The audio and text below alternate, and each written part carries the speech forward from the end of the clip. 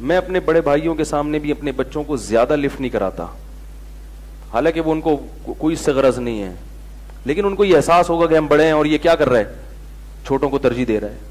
हालांकि वो इन चीजों को नोट नहीं करते, लेकिन मैं इसका एहतमाम करता हूं। मेरा बड़े भाई जब आए तो अपने बच्चों को ज्यादा फ्री नहीं कराता, समझ रहे हैं, ये करनी पड़ती है एहतियात। इसी तरह मेरे भाई जो नई नई जिनकी हुई भी हो, नुस्खे नहीं मांगा करो, ये मशवरा लिया करो कि कोई ऐसा अमल बताएं कि वालदा के दिल में मेरे खिलाफ नफरत के जज्बात पैदा ना हो, वालदा को यह एहसास ना हो कि शादी के बाद बेटा बदल गया है। मां के दिल पे आरे चलते हैं, जब बेटे की दुल्हन आती है वो कहती है मैंने अपनी छाती से लगा के जवान किया, सारी जिंदगी रोटियां पका पका के खिलाती रही इसको। कैसा मंजर होता है आप देखो, घर में कोई मासी रखो ना, कोई मुलाजिम रखो, 3 दिन खाना पकाएगा, पैसे मांगने आ जाएगा, निगरानी करनी पड़ती है तमीज से काम कर रहा है कि नहीं कर रहा।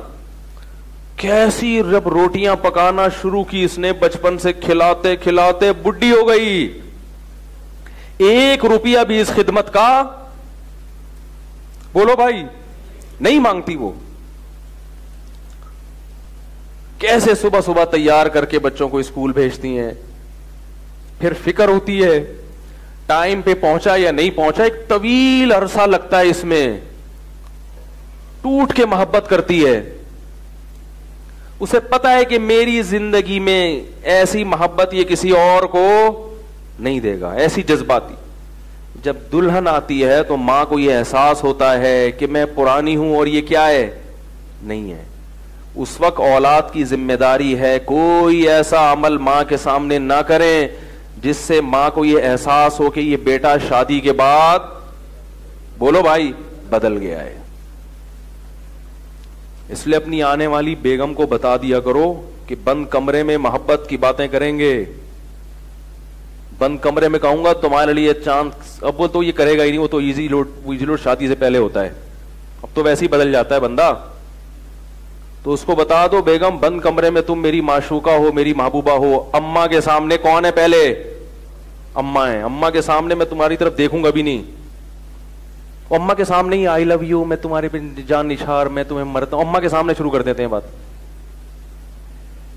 अम्मा के सामने उसी की साइड, अम्मा सही तो कह रही है, अम्मा ये तो सही कह रही है बेगम मेरी। वो बेचारी ऐसे जैसे तेल की कढ़ाई पे कोई जल रहा हो, ऐसे जज्बात होते हैं उसके। तो इसी तरह बाप को भी, बाप में इतने जज्बात नहीं होते, वो बर्दाश्त कर जाता है। तो बाप को भी और मां को भी है। मैं ये नहीं कह रहा बीवी के हुकूक अदा मत करो, ये नहीं कह रहा, हुकूक तो पूरे दो उसके, लेकिन सियासत से भी काम लेना चाहिए, कुछ टेक्निकल तरीके से भी काम लेना चाहिए। मोहब्बत का ये कौन सा तरीका है कि आप हर थोड़े दिन के बाद जा रहे हैं, बर्गर लेकर आ रहे हैं, बेगम के कमरे में घुस रहा है, रोजाना अम्मा देख रही है। पहले तो कभी घर में बर्गर, पिज्जा नहीं आया, बर्गर नहीं आया, फ्रूट नहीं आए, रोजाना ऑफिस से आते हुए 2 किलो सेब की बोरी लेके चूहों की तरह छुपा के, है भाई, कन्नी कतरा के निकल रहा है, घुस रहा है। थोड़ा दिल बड़ा कर लो, सेब ला रहे हो 2 किलो अम्मा के लिए, 1 किलो अबे बोल लो ना बेगम के लिए।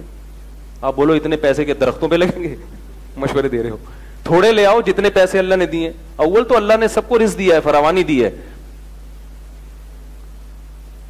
थोड़ा सा मां को यह एहसास दिला दो कि अम्मा मैं तुमको भूला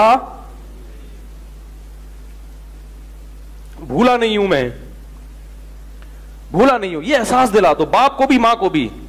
तो अल्लाह ने वालिदैन को ऐसा जिगर दिया है कि वो खुद आपसे कहेंगे कि बेटा थोड़ा बेगम को भी टाइम दे दिया करो। उनको यह एहसास दिलाओ कि हम बदले नहीं है, हमारे दिल में जितनी मोहब्बत आपकी पहले थी वो मोहब्बत अब बढ़ गई है, कम नहीं हुई है, यह एहसास दिलाना पड़ता है। आजकल एक साहब ने कहा मेरी शादी हुई, मैं फ्रूट लेके जाता हूं, मेरी अम्मा को तकलीफ होती है, अम्मा को तकलीफ हो रही, मैं अपनी बीवी को खिला रहा हूं। मैंने कहा अम्मा को इससे तकलीफ नहीं हो रही तो अपनी बीवी को खिला रहा है, अम्मा को तकलीफ हो रही है कि मुझे तो कभी नहीं खिलाया, बेगम आई है तो अब खरबूजे भी आ रहे हैं और तरबूज भी आ रहे हैं। समझ में नहीं आ रही बात। और मैंने कहा अलग ले जाके कमरे में बेगम के साथ खाओ ही नहीं, अम्मा के साथ बैठो, बेगम को बोलो आ जाओ। बेगम कहेगी मैं तो आई हूं कुर्बानी दे के, तो बेगम से बोलो तुम्हारा टाइम 9 बजे के बाद शुरू हो जाएगा, सोऊंगा मैं अम्मा के साथ नहीं, सोऊंगा मैं, बोलो ना, तुम्हारे साथ। अम्मा अगर सोने भी नहीं दे रही, फिर अम्मा को थोड़ा सा समझाओ यार, अम्मा इतना नहीं, ठीक है ना। अगर अम्मा कह रही कि सो भी किसके साथ, फिर अम्मा से बोलो अम्मा आप भी तो रुखसत होके आई थी, अगर आप भी अपनी अम्मा के साथ ही सोती रहती, आगे माजूफ है।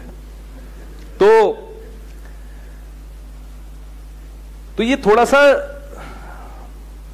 दिमाग इस्तेमाल, बोलो भाई, थोड़ा सा अपनी बेगम को समझा दो कि बेगम तुम्हारे सामने कभी कभार मैं तुम्हें टेढ़ी आंखों से भी देखूंगा, अम्मा के सामने, ओरिजिनल नहीं होगा वो, डर नहीं जाना, वो सिर्फ सियासत होगी। तुम्हारे भी जब बच्चे जवान होंगे तो खुद सोचोगे वो अगर बीवी को तरजीह दें तो उन पे क्या गुजरेगी। तो बेगम को समझा दो कि बेगम जब मेरी अम्मा बैठी होगी मैं तुम्हारी तरफ टेढ़ी आंखों से भी ऐसे करके डांटूंगा, तो उस वक्त बर्दाश्त कर लेना, बाद में तो पता है बंद कमरे में मैंने बेलन भी खाना है, चप्पल भी। शरीफ आदमी तो बर्दाश्त करता है भाई, मार खाता है बेगम से।